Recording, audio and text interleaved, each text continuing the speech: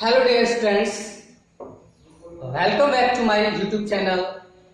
Today I will discuss about conjunction and we will try to know the definition of the conjunction. The definition of the conjunction is that conjunction is a word that connected more than one subject, sentences, clauses or words is called conjunction. यानी कि वे शब्द जो दो शब्दों को, दो वाक्यों को, दो उपवाक्यों को आपस में कनेक्ट करते हैं, जोड़ते हैं, वे शब्द हमारे कंजक्शंस कहलाते हैं। राइट? तो अब हमें जानना है किसके माध्यम से? एग्जाम्पल के माध्यम से। तो एग्जाम्पल मैंने यहां पर दो लिए हैं। I have already marking here something, but I will make you understand how to use them. Okay? So example देखते हैं, जैसे 2 and 2 make 4. ठीक है?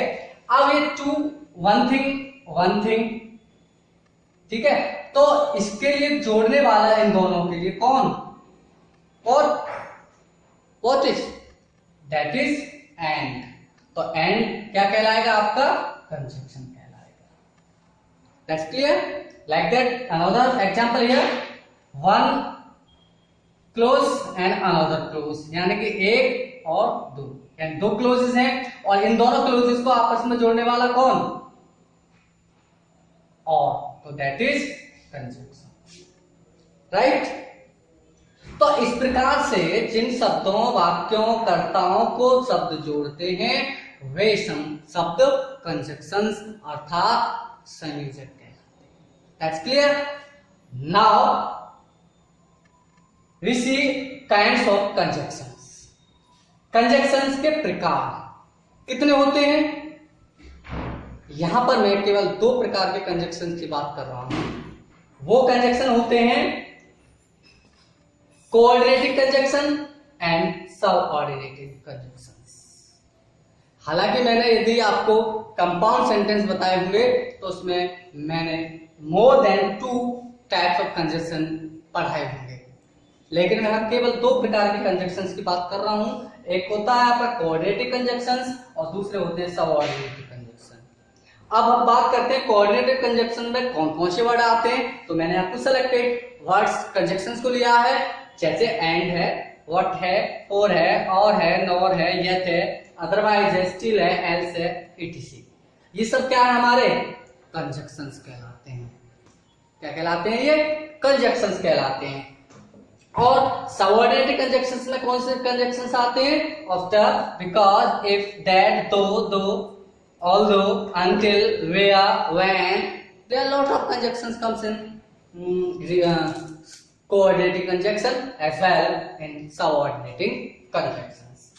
So my dear students, we'll try to find out the errors about conjunction that comes in the sentences or in competition examination as well in board examination. So dear students, please subscribe my channel, like and comment. Okay, next see. So there are some rules here and try to know how to use them in the sentences. What? That is conjunctions. तो बात कर रहा हूं मैं when. when का प्रयोग भी हम कंजक्शंस के रूप में करते हैं। जब when वाक्य के शुरू में आता है तो उसके साथ हम then का यूज नहीं करते हैं, बल्कि किसी कॉमा का यूज करते हैं। तो लेट्स सी द एग्जांपल। जैसे when he came, then I was playing। तो when का यूज हुआ है और when के साथ किसका यूज कर दिया इसने? यहां पर then का।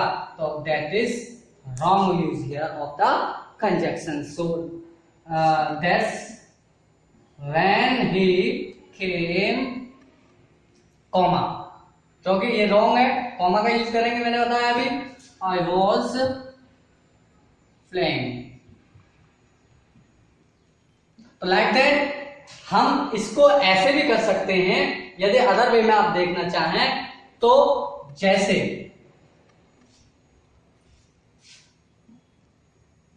I was playing when he came। ये भी हमारा यूज सही है। यानी कि वाक्य को हम when को हम बीच में भी ले सकते हैं और हम when को शुरू में, लेकिन कंडीशन ये है यदि when शुरू में आ रहा है तो हम then का प्रयोग उसके साथ नहीं करेंगे बल्कि कॉमा का यूज करेंगे, और यदि हम दूसरे वाक्य को पहले लेते हैं तो हम when बीच में लेंगे और पहले वाक्य को शुरू में लेंगे। इस प्रकार से दोनों ही हमारे वाक्य ठीक है। That's clear. Now see the another.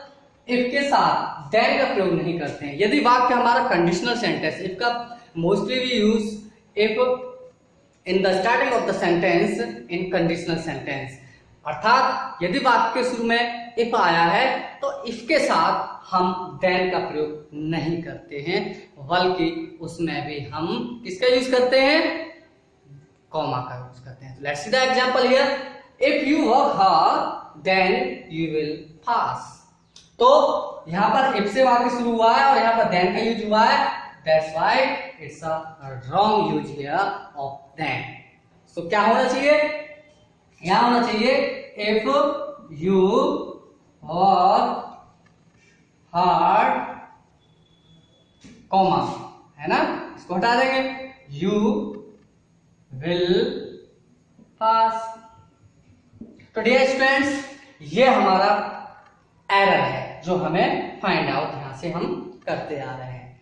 अब इसी प्रकार से जैसे मैंने अभी ऊपर आपको बताया था, यदि आप इसको ऐसे भी कर सकते हैं तब भी हमारा वाक्य विदाउट एरर हो जाएगा। कैसे, you will pass if you work hard. Means यदि इफ वाक्य के बीच में आता है तो हम कॉमा नहीं लगाएंगे, जैसा है वैसा रहने देंगे। उसी प्रकार से व्हेन बीच में आता है तो जैसा है वैसा रहने देंगे। लेकिन इफ वाक्य शुरू में है और बीच में देन आ रहा है तो वो हमारा रॉन्ग हो जाएगा, वहां कॉमा आएगा। उसी प्रकार से व्हेन शुरू में आ रहा है, देन आ रहा है तो वो रॉन्ग हो जाएगा और कॉमा का प्रयोग हम करते हैं। That's clear. Now see the another. वाक्य में आए देन से पहले कंपैरेटिव डिग्री का यूज होता है। मीन्स जब किसी कंपैरिजन की बात होती है किसी सेंटेंस में, तो it's a very necessary that a comparative degree comes before the word than. Right, see he is better than you.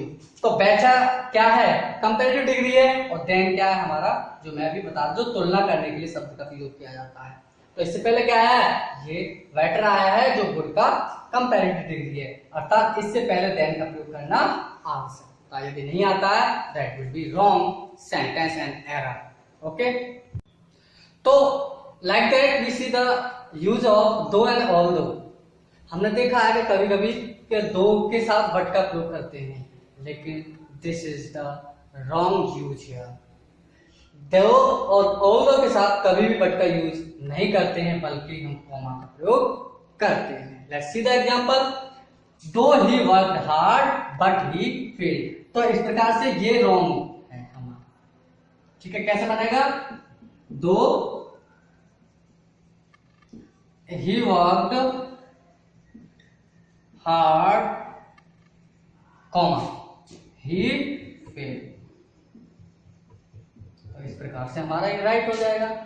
उसी प्रकार से although he walk fast but he missed the train, wrong. क्या बन जाएगा, although he worked hard comma he missed the train, like that. ठीक, अब ये जो हमने राइट किए हैं, जो इनका ये रॉन्ग यूज था, इसको हम ऐसे भी कर सकते हैं, ही फेल्ड, दो ही वर्कड हार्ड। ये भी हमारा यूज ठीक होगा। So dear students, I hope you have learned and understand everything that I discuss in this video, and I hope you will watch this video and share as well. Thank you.